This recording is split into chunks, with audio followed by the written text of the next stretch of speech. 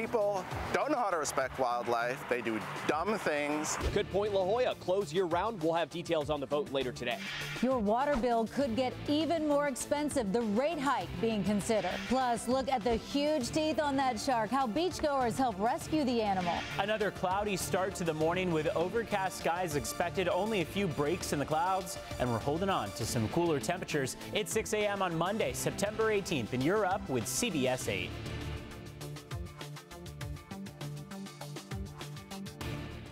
Good morning, everyone. It is 6 a.m. on your Monday morning, and we do want to get to one of our top stories. This just in, 5 Americans who had been imprisoned in Iran have been released as part of a wider U.S.-Iran deal. CNN is now reporting that they are on a flight out of the country right now. The U.S. government had designated all 5 Americans as being wrongfully detained. Some of them were detained for 5 years. The deal involves the release of 5 Iranians in U.S. custody and to unfreeze $6 billion in Iranian funds. The U.S. says Iran can only use that money for humanitarian purchases.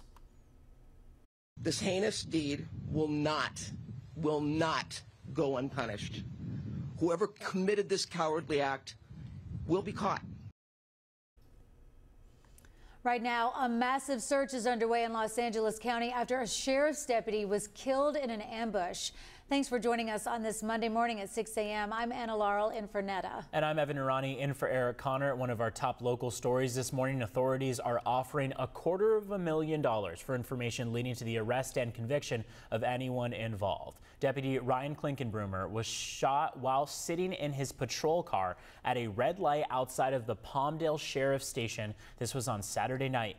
Authorities are calling it a targeted attack, but they'll still investigate and are still investigating a motive. Police are searching for a dark gray Toyota Corolla made between 2006 and 2012.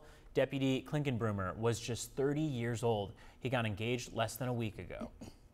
New this morning, 2,000 migrants have been dropped off in San Diego within just 4 days. That's according to County Supervisor Jim Desmond.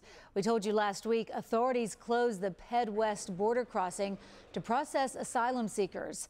Then the migrants have been taken to transit centers here in San Diego and dropped off. In a statement, Supervisor Desmond says our immigration system is broken and it's painfully evident here. This isn't humane. This isn't compassionate. He adds that it's putting our region at risk. In a statement last week, County Board Chair Nora Vargas said, "My foremost commitment is to ensure there's a process that treats asylum seekers with the utmost dignity and respect." The city of San Diego could join a lawsuit that may end up in front of the Supreme Court. Today, City Council will discuss a ruling out of Oregon. The city of Grants Pass wanted to ban people from sleeping outside on public property. The federal court ruled this is unconstitutional. Well, if the case goes to the Supreme Court, it could change the rules regarding homelessness in other parts of the country. San Diego will discuss this during a closed session today. It comes after the city started enforcing its own encampment ban this summer.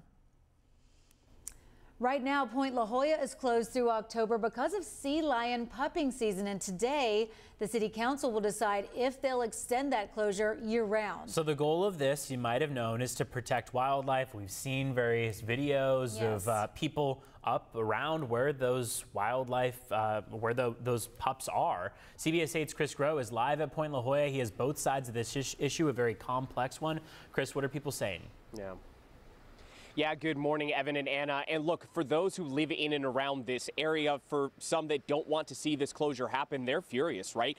They had to deal with this closure that is currently in place now from May until October, and now potentially we could see this year-round, but not just year-round for 1 year. We're talking at least for 7 years. So this could be 7 years of a year-round closure of Point La Jolla in an effort to try to find a more permanent solution, the solution of trying to separate the sea lions and as well as the seals from those tourists and those visitors. But they're really focused again on those sea lions because of the pupping season. The closure that was put in place was from about May to October, and that's because that is when we do see, of course, the sea lions go ahead and give birth and then use the bluffs here as an environment to keep them safe during that pupping season. Of course, Those in favor of this are hoping that this is something where more safety and protection can be provided to the animals. As we pointed out, you see a number of times people trying to get close to the animals, trying to take pictures with them.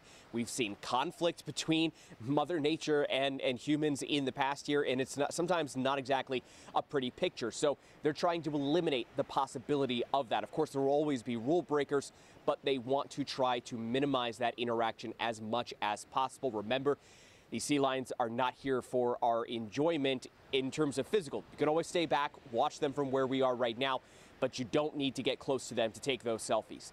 As for what the City Council will be doing today, that's 2 p.m. that vote. There will be public comment that will be allowed. So if you want to have your voice heard, go ahead and make sure that you find out how to sign up for that. And for more on what both sides are saying, you can listen in just a half hour's time to what they have to say. Evan and Anna. All right, Chris, thank you very much. Also this morning, if you pay a water bill in the city of San Diego, you might want to listen to this story. That water bill could be going up nearly 20%. The San Diego City Council is set to consider this idea tomorrow. The San Diego Union Tribune broke this down. They say if approved, it would be a 10.2% increase this December and an 8.75% rise in January of 2025. The city wants more money to cover the costs of imported water, upgrades to old water pipes, and other projects. The potential rate hike would also cover salary raises for 950 city water employees. And gas prices are up again this morning after the largest daily increase in a year. Today, the average for a gallon of gas in San Diego increased 3 cents to $5.85 a gallon. But get this, from Saturday to Sunday, that price jumped a whopping 12 cents. That's 12 cents per gallon and the biggest daily increase since September of last year. And there is currently no relief in sight. The White House has decided not to intervene to bring prices down for consumers. The Biden administration is hopeful now that the peak summer travel season is over, but gas supplies, they're not going to increase. Saudi Arabia extending production cuts through the end of this year, most likely causing another spike around the holiday season. And we're working for you to help find the cheapest gas in our county. Just text the word gas to 585-571-8888, and we will send you a link to find some of the stations with the lowest gas prices in San Diego. Electric cars looking better every week, right, Evan? Yeah, absolutely. Okay, so check this out. Hundreds of parking spaces could disappear once an Encinitas construction project is complete. Disappear right near the beach. Many people living in that area are extremely upset. CBS 8's Ariana Cohen is working for you and checked it out herself and reached out to the city of Encinitas. Yes, the people I spoke to living here in Encinitas are frustrated that parking will go from parking your car head in to parallel parking, which they say will create 300 less parking spots next to the beach and restaurants. There just isn't enough parking in Southern California, and suddenly we're reducing the parking spaces by half. Where's everybody going to park? This Encinitas couple reached out to CBS 8. They say they're disappointed they didn't get to provide any input before the city started reconfiguring parking spaces. I would say don't eliminate 300 parking spaces along Vulcan Avenue. It's ridiculous. There's no place to park as it is. It's Southern California and people want to go to the beach. And it's going to hurt restaurant owners. It's going to hurt people who live along the street in the area. So I went to Leucadia to see the work being done for myself. Construction zone signs are posted for a mile from Leucadia Boulevard along North Vulcan Avenue to La Costa. The couple tells me the city told them this reconfiguration is to prevent oversized vehicles from parking, to clean up the area and make it safer. So it's disappointment that they didn't include us in what's going on, and frustration that they just decided what's best for us without asking. Parking is at a premium near the beach, and don't eliminate the spaces. The couple said they tried reaching out to the city again, but haven't heard back. I haven't gotten any response. No one will call me back. It's like calling a black hole. CBS 8 reached out to the city of Encinitas as well and have not heard back.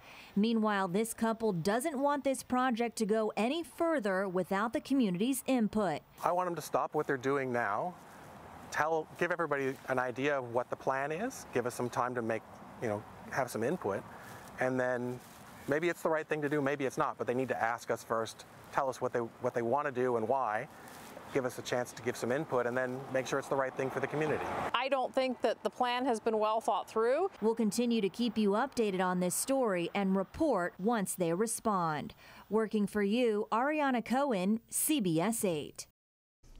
Prime parking near the beach. 300 spots? Yeah. That's a lot of spots. That's hefty. Yeah, you got to find a place to go after that. So could be leading people to other parking lots. You know, I think that's going to be a big topic of discussion. It's hard to Uber to the beach. Right. You got like a bunch of stuff. I mean, we know obviously it's not ideal for each individual person to have to drive to the beach, but unless there's another suggestion, which they're going to have to kind of lay out for us, it makes sense that a lot of people are unhappy with that.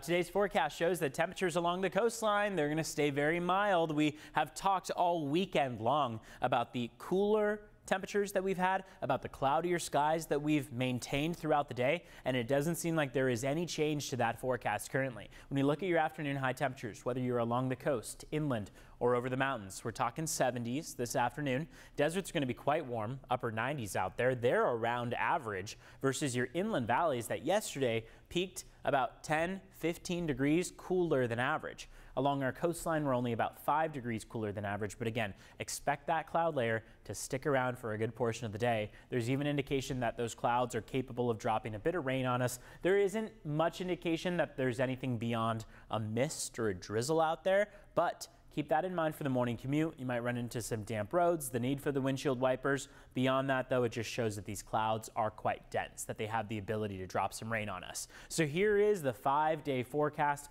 There's going to be a bit of fluctuation, a tiny bit of up and down, but notice that our warmest day will likely be tomorrow. That only warms us up by another 5 degrees, if that. We'll cool down again by Wednesday, Thursday, and then we'll start a more notable climb into the weekend and early next week. The weekend, early next week, also a better opportunity for more sunshine in our forecast. The view outside is beautiful. I mean, we love our views in San Diego. You can see how those clouds have started off the day, but they're going to stick around for a good portion of it. So expect it to be a cloudy day, especially along the coastline. Not much sunshine in our forecast for this afternoon. 6:12 on the clock. Let's take a look at your border wait times out the door right now. If you're making your way to the San Ysidro Port of Entry, you're going to be waiting 115 minutes. That is nearly 2 hours at the San Ysidro Port of Entry. Otay Mesa Port of Entry, it'll take you about an hour and 25 minutes. Back to you, Anna. All right, Evan, thank you. Still ahead, another prison break in Pennsylvania. This time, we're talking about the Juvenile Detention Center. We have an update after several teens escaped. Plus, climate change takes center stage this week, while Governor Newsom is now suing big oil companies. And caught on camera, some brave beachgoers help a huge shark. You've got to see this.